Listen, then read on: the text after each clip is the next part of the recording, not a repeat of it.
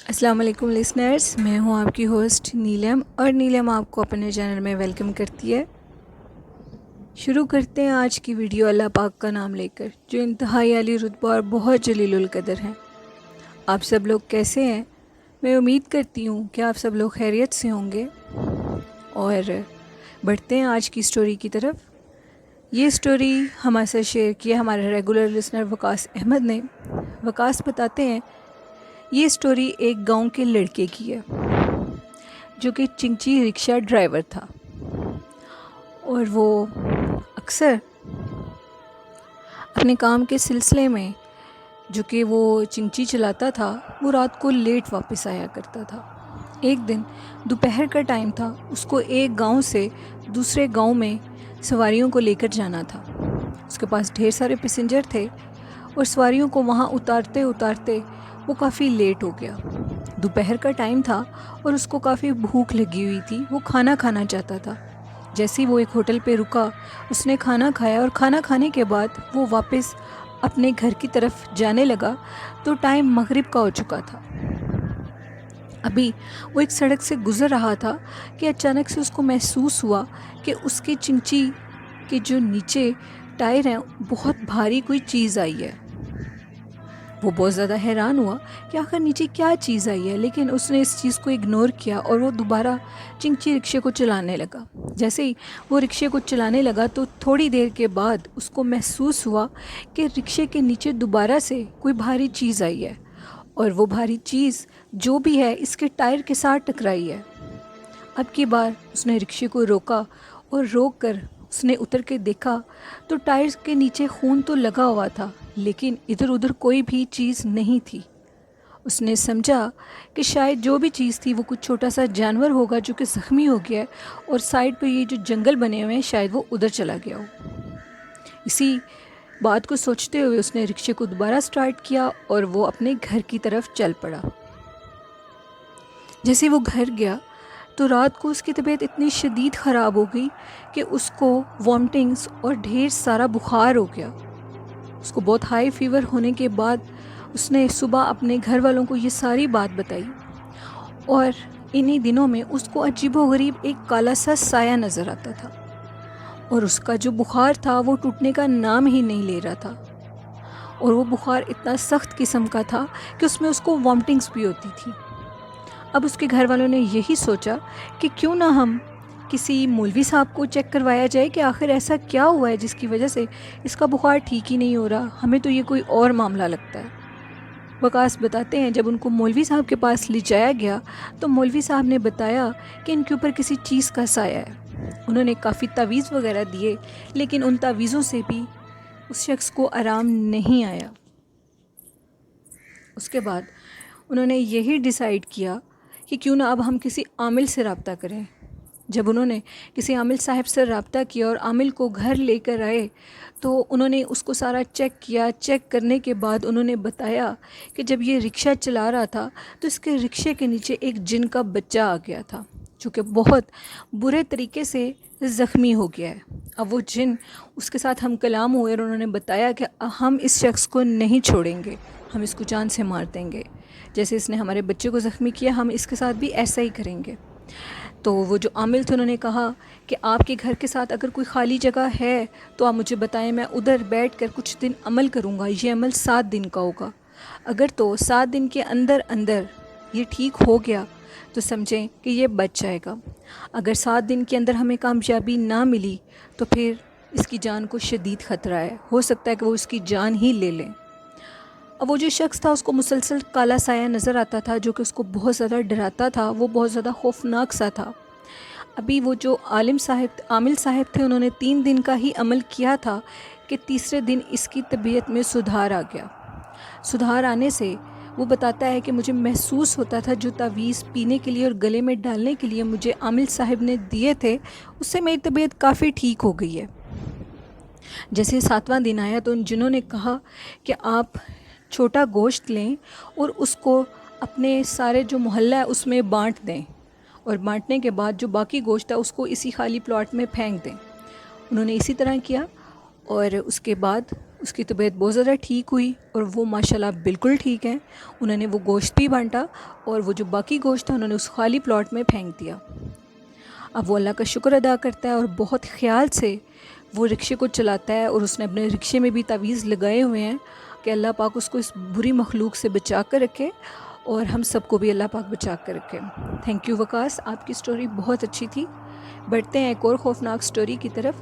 یہ سٹوری ہمارے ساتھ شیئر کیا ہے ہمارے ریگولر لسنر مزمل نے. وہ بتاتے ہیں کہ جدھر ان کا گھر ہے ان کے گھر کے سامنے ایک پرفیوم کی فیکٹری ہے، یعنی کہ ایک لوکل پرفیوم کی فیکٹری ہے اور ادھر پرفیوم بنتے ہیں. اور ان کے جو سامنے والے سارے گھر ہیں وہ لوگ یہی شکایت کرتے ہیں کہ ہمیں ایک عجیب و غریب عورت نظر آتی ہے جو کہ سرخ ساڑی میں ہوتی ہے اور وہ رات کے ٹائم گلی میں چلتی ہے اور اس کے گھنگروں کی آواز آتی ہے. اکثر لوگوں کے گھر میں بھی وہ نظر آتی ہے اور جب وہ گلی میں سے گزرتی ہے تو ہم لوگ اس کی گھنگروں کی آواز سنتے ہیں. مزمل بتاتے ہیں کہ ایک بزرگ تھے جو کہ کافی عبادت گزار تھے اور وہ تہجد کی نماز پڑھ کے عصر اور جو فجر کی نماز ہوتی ہے تہجد کی نماز کے بعد جب فجر کی نماز کا ٹائم آتا ہے تو وہ مسجد میں جلدی چلے جایا کرتے ہیں. اور وہ کہتے ہیں کہ میں راستے میں تازہ ہوا میں واک وغیرہ کرتا ہوں اور تازہ ہوا لینے سے میری طبیعت ٹھیک رہتی ہے.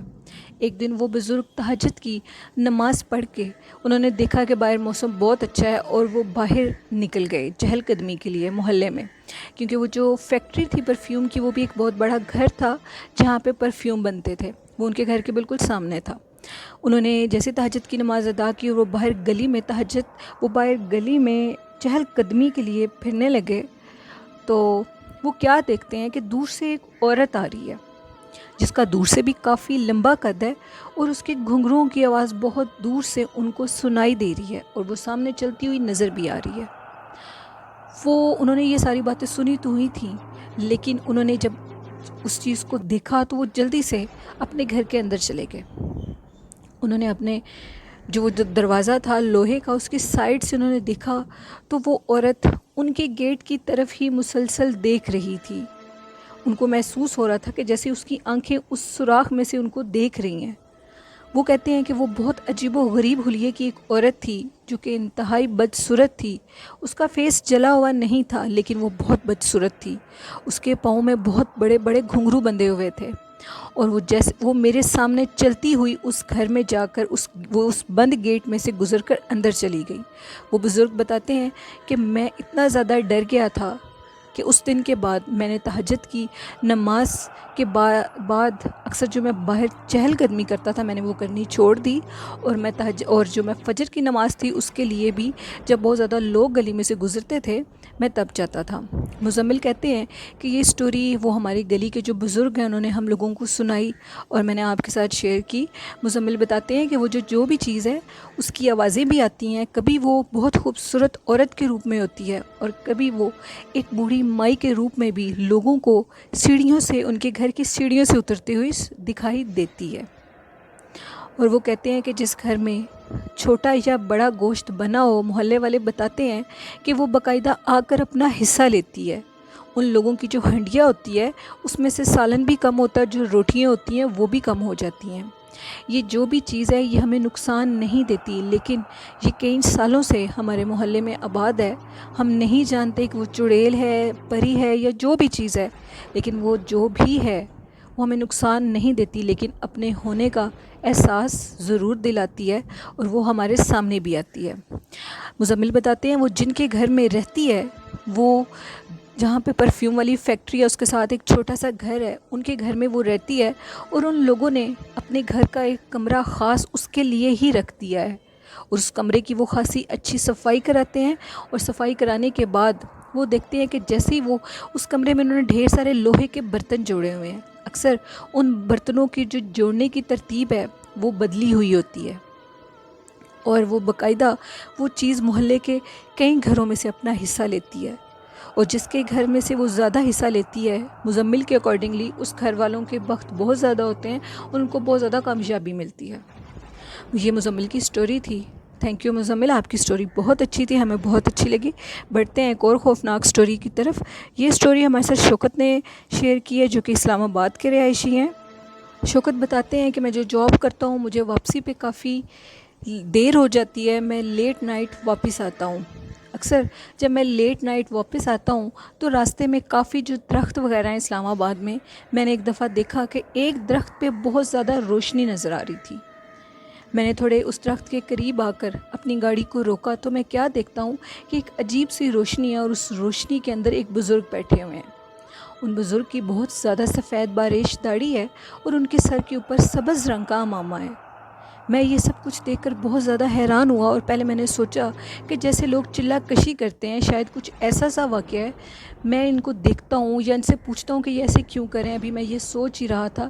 میں نے ایک لمحے کے لیے یہ سوچا ہی تھا کہ میں اپنی گاڑی کو بند کر کے اترتا ہوں تو میں نے دوسرے لمحے جب اوپر دیکھا تو سب کچھ غائب ہو چکا تھا. شوکت کہتے ہیں کہ اس دن کے بعد میں بہت زیادہ ڈرا اور میں نے اپنے راستے کو چینج کر لیا اور میں نے اس راستے سے آنا بالکل چھوڑ دیا. اور مجھے بہت زیادہ فیور ہو گیا اس خوف سے کہ میں نے اپنی آنکھوں کے سامنے ایک چیز کو دیکھا ہے. وہ چند لمحوں میں پلک جھپکنے کی دیر میں ہی وہ میرے سامنے سے غائب ہو گئے. اور وہ بہت اونچا درخت تھا جس درخت کے اوپر وہ بیٹھے ہوئے تھے. کسی انسان کی بس کی بات نہیں ہے کہ وہ اس درخت کو اتنی جلدی اسے نیچے اترے یا جو بھی ہے. وہ بہت زیادہ ڈر گئے ہیں شوکت کہتے ہیں. اور شوکت کہتے ہیں کہ میں آپ کے ساتھ اپنی زندگی کے سچے 2 خوفناک واقعے شیئر کروں گا. میں آپ کو اپنی سٹوری ضرور بھیجوں گا. تھینک یو شوکت, آپ کی یہ بھی سٹوری بہت اچھی تھی.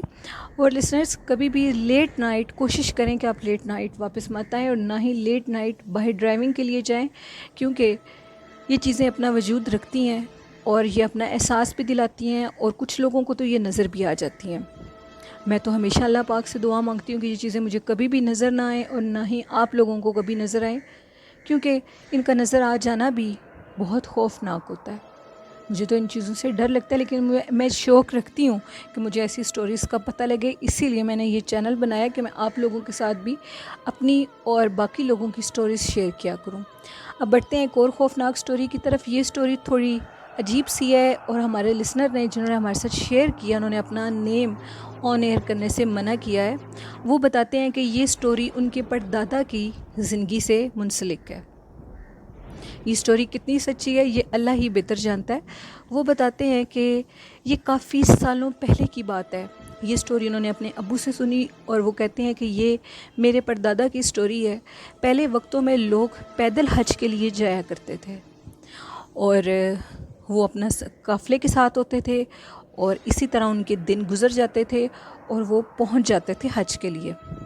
میرے پردادا اپنے کچھ دوستوں کے ساتھ اور اپنی مسز کے ساتھ پیدل حج کے لیے روانہ ہونا چاہتے تھے. جیسے ہی وہ بتاتے ہیں کہ وہ مدینہ شریف کے قریب پہنچے تو ان کی جو حج کا وہ جو سارا سلسلہ تھا وہ ان کا جو بھی تھا وہ کہتے ہیں جیسے ہی مدینہ شریف کے پاس وہ پہنچے تو مدینہ سے کچھ مطلب کہ شہر سے تھوڑا سا دور کر کے ان کو کچھ کیمپ نظر آئے. اور جب انہوں نے وہ کیمپ دیکھے تو وہ 1 سے 2 کیمپ بنے ہوئے تھے ادھر, اس میں روشنی جل رہی تھی. تو میرے پردادا ادھر جا کر رک گئے. وہ جو ان کے ساتھ ان کا جو قافلہ تھا وہ بھی سارا ادھر رک گیا. اور وہ کہتے ہیں کہ اس کے بعد ہم نے دیکھا کہ ایک شخص ہے جو کہ سر پہ اس نے وائٹ کلر کی پگڑی ٹائپ سی باندھی ہے اور اس کے پاس بہت زیادہ دودھ ہے اور اس کے جو کیمپ ہیں کیمپ کے دوسری سائڈ پر بھینسیں بندھی ہوئی ہیں اور اس کے ساتھ ایک عورت ہے. اس نے ہم سے کہا کہ تم لوگ حج کے لیے آئے ہوئے ہو, میں چاہتا ہوں کہ میں تم لوگوں کی خدمت کروں. انہوں نے اس کی یہ بات ان کو بہت اچھی لگی اور انہوں نے کہا ٹھیک ہے, ہم لوگ بھی کافی تھکے ہوئے ہیں, آپ کا بہت شکریہ اگر آپ ہماری خدمت کریں گے. انہوں نے اپنا ایک کیمپ اور دوسرا کیمپ بھی ہمیں رہنے کے لیے دے دیا اور انہوں نے میاں بیوی نے کہا کہ ہم باہر رہ لیں گے, کوئی بات نہیں, اگر آپ تھوڑی دیر کے لیے ادھر قیام کرنا چاہتے ہیں یا پورے دن کے لیے چاہتے ہیں تو آپ ادھر رہ سکتے ہیں. انہوں نے جو ان کو دودھ پلایا, جو ان کی بالٹی میں دودھ تھا ڈھیر سارا, بھینسوں سے انہوں نے جو دودھ نکالا تھا, وہ کہتے ہیں کہ وہ دودھ اتنا میٹھا اور اتنا مزے کا تھا کہ ہم نے زندگی بھر ایسا دودھ کبھی نہیں پیا. وہ عورت ہماری آنکھوں کے سامنے بھینسوں سے دودھ نکالتی تھی اور وہ جو دودھ جب وہ جس ڈبے میں ڈالتی تھی وہ دودھ ختم ہونے کا نام ہی نہیں لے رہا تھا. ہم یہ سب کچھ دیکھ کر حیران بھی تھے اور تھوڑا سا ڈر بھی گئے. ہم نے ان سے پوچھا کہ آپ لوگ کون ہیں, جس پہ انہوں نے ہمیں بتایا کہ ہم ہیر رانجھا ہیں. ہم نے یہ ایک لمحے کے لیے سنا تو ہم بہت زیادہ ڈر گئے. ہم نے کہا ایسے کیسے ہو سکتا ہے، ہیر رانجھا تو مر چکے ہیں، تم لوگ کون ہو؟ جس پہ انہوں نے کہا کہ سچے عاشق کبھی مرتے نہیں ہیں، ہم کبھی بھی مرے نہیں ہیں، ہم زندہ ہیں، اور ہم لوگوں نے آپ کی خدمت کی، ہمیں بہت خوشی ہوئی۔ اور تھوڑی دیر کے بعد جو پردادا لوگ تھے ان کے، سوری میں نے نانا ابو کہہ دیا، ان کے جو پردادا تھے، ان لوگوں نے سب نے یہ ڈیسائیڈ کیا ہم جلدی سے ادھر سے نکلتے ہیں کہ شاید یہ کوئی غیر مری مخلوق ہے۔ جیسے ہی وہ ادھر کیمپ سے نکلے، انہوں نے اس کا شکریہ ادا کیا، اور وہ لوگ کچھ آگے گئے تو انہوں نے پیچھے سے مڑ کر دیکھا تو وہ کیمپ وغیرہ اور وہ جو بھینسیں تھیں وہ ادھر سے غائب ہو چکی تھیں۔ مجھے میرے لسنر بتاتے ہیں کہ ہم یہ چیز، جب میرے فادر نے مجھے سنائی یہ اسٹوری تو میں بہت زیادہ حیران ہوا، اور میں نے سوچا کہ میں آپ کے چینل پہ اپنی اس اسٹوری کو شیئر کروں۔ اور اس اسٹوری میں کتنی سچائی ہے یہ تو اللہ ہی جانتا ہے، لیکن یہ سچ ہے کہ سچے عاشق نہیں مرتے، اور جو شہید ہو جاتے ہیں وہ بھی نہیں مرتے۔ یہ اللہ، باقی یہ سارے چھپے ہوئے راز ہیں، یہ اللہ ہی بہتر جانتا ہے، اس میں کیا سچائی ہے اور کیا جھوٹ ہے یہ ہم نہیں جانتے۔ آپ اپنا فیڈ بیک اس بارے میں ضرور ہمیں دے سکتے ہیں، اس اسٹوری کے بارے میں۔ انہوں نے ہمارے ساتھ اسٹوری شیئر کی اور ہم نے آپ کے ساتھ اس اسٹوری کو شیئر کیا، لیکن پلیز جو بھی آپ اسٹوری سنیں اس کے بارے میں جو بھی فیڈ بیک دیں بہت اچھے طریقے سے دیں، کہ جو بھی اسٹوری سنا رہا ہے اور جس کی بھی یہ اسٹوری ہے اس کی دل آزاری مت ہو، کسی کی بھی دل آزاری نہیں کرتے، بہت تمیز سے، بہت ادب سے آپ کسی کو اپنی بات اگر سمجھائیں گے، تو اگر آپ اچھی بات سمجھائیں گے اور پیار سے سمجھائیں گے تو لوگ آپ کی بات کو بہت اچھے سے سمجھیں گے۔ اگر ہم لوگ غصے سے یا غلط کومنٹس پاس کر کے کسی کی اسٹوری کے بارے میں کومنٹ پاس کریں گے تو اگلے کو دکھ بھی ہوگا، اور اس طرح اللہ پاک بھی ناراض ہوتے ہیں۔ اب ہماری اسٹوریز کے بارے میں، اور یہ جو آج ہم نے آپ کو اسٹوری سنائی ہے اس کے بارے میں لازمی اپنا فیڈ بیک دیجیے گا، اور نیلم کو دعاؤں میں یاد رکھیے گا۔ اگر آپ کو میری اسٹوری اچھی لگی ہے تو میرے چینل کو ضرور سبسکرائب کیجیے، اور میرا جو پیج ہے جنات کے قصے، اس کو بھی لازمی فیس بک پہ جوائن کریں اور فالو کریں۔ اسی کے ساتھ اپنی ہوسٹ نیلم کو اجازت دیجیے، اور دعاؤں میں یاد رکھیے گا۔ اللہ حافظ، اللہ نگہبان۔